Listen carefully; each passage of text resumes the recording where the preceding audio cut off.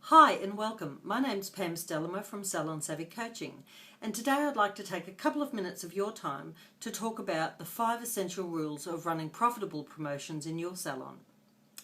So many marketing gurus will have you believe that every promotion is a good promotion. Well, I don't kind of agree with that. I believe that promotions need to serve the purpose of making you a profit, and not all promotions do that. It's simply not good enough to run a promotion that has you run off your feet day after day without putting money in your bank account at the same time. So I've got 5 rules that I'd like to go through with you today that hopefully will help you to increase your profitability with your future promotions. So my rule number 1 is this: always start with the end in mind. In other words, know why you're running the promotion. There are lots of valid reasons to run a promotion in your salon, and some of those might be to attract some new clients into your salon, maybe get some old clients to return that you haven't seen for a while. Might be simply to promote a new service that you're introducing into your salon. But whatever the reason, be very clear about why you're running this promotion. Build some goals around it. And this way you'll have a very good understanding of what you need to do to put a good promotion together so that it actually achieves the goals that you're setting out to achieve. So rule number 1 is start with the end in mind, know why you're running your promotion. Rule number 2 is good promotions should always make a profit, not just increase your turnover. So how do you know if a promotion is going to make you a profit? Well, it means getting out that calculator and actually doing some sums. It's really not that hard to do, but just throwing anything together for the sake of having a promotion is just such a bad idea, because at the end of the day, that promotion could be costing you a great deal of money. Putting together a promotion means you need to know what it is it's going to cost you to run that promotion. In other words, what's your product costs going to be, what are your labour costs going to be, and what are your marketing costs going to be. When you have an understanding of that, then you can get a feel for what your break-even's going to be. So how many of these are you going to have to sell before you're going to cover those kind of costs that you've calculated? Once you know that, then you know how many of these promotions you need to sell to actually make a profit. So it's very important to make sure that you get that profit in the bank account. Is you need to do those sums, and you need to have a clear understanding of how many you need to sell and what they're going to cost you, including price of product, labour and marketing, so that you can come out at the other end with money in the bank. So rule number 3 is to stop discounting and start value adding. It's very, very easy to generate turnover in your business by throwing discounts at your clients.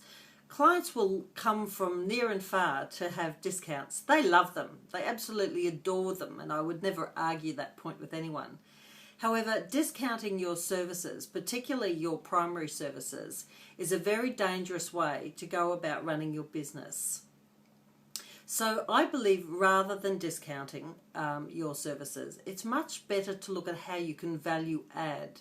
And what I mean by this is when you are promoting one of your primary services, you can value add with one of your secondary services. Now there's just a couple of things you need to know about this. What's a primary service? Well, it's the services that your business is built on. If you're primarily a salon that offers anti-aging facials, and that's where most of your income is generated from, then that's a primary service. And under no circumstances should those services ever be discounted or given away for free. The purpose of that is you don't want to lose the integrity of those services, and you don't want to struggle to get your clients to pay full price for them down the track.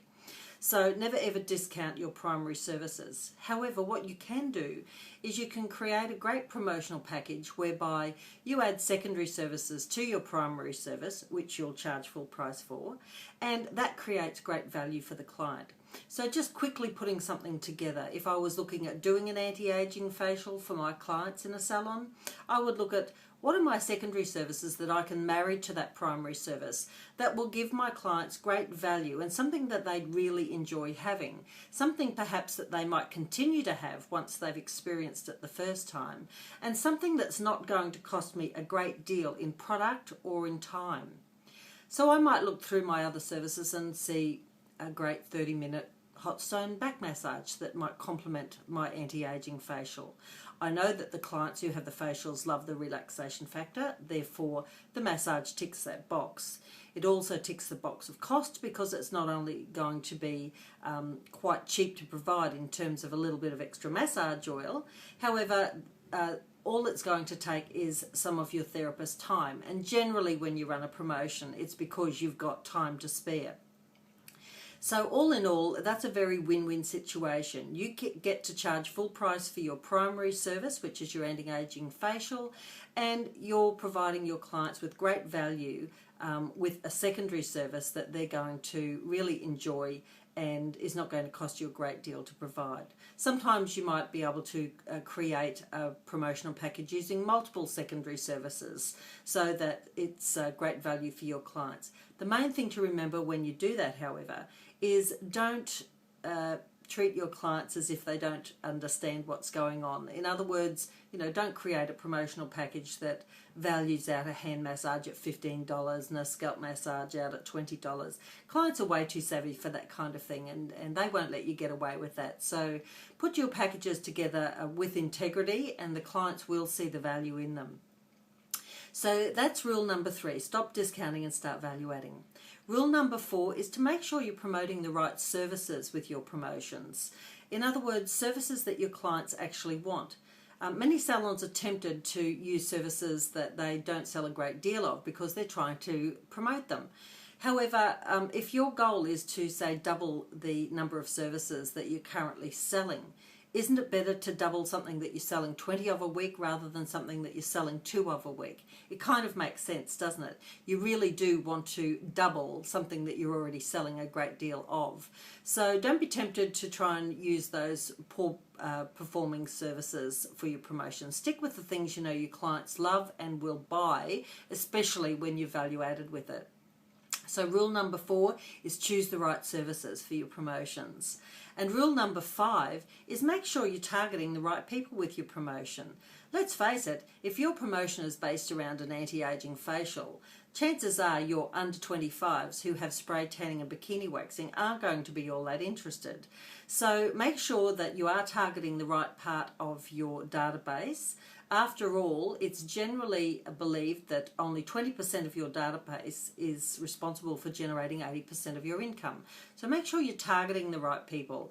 It can be very costly to market to your entire database when only a very small percentage of them are likely to take you up on your promotional offer. So that gives you an understanding of how to maybe trim some of your marketing costs so that you're not wasting money on flyers or advertising in booklets that maybe aren't going to the right target market. So rule number 5 is target the right clients. So just to cap that off again, rule number 1 is start with the end in mind. Know why you're running your promotion. Rule number 2 is make sure your promotions actually are going to give you a profit at the end of the day and not simply tire you out. Rule number 3 is stop discounting and start value adding when you're putting your promotional packages together.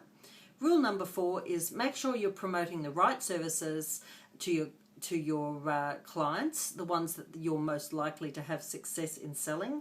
And rule number 5 is to target the right clients with your promotion. Well, that's it for today. So I hope you get a great deal of benefit out of my 5 essential rules, and I wish you success and prosperity in the year ahead. Thank you, and bye now.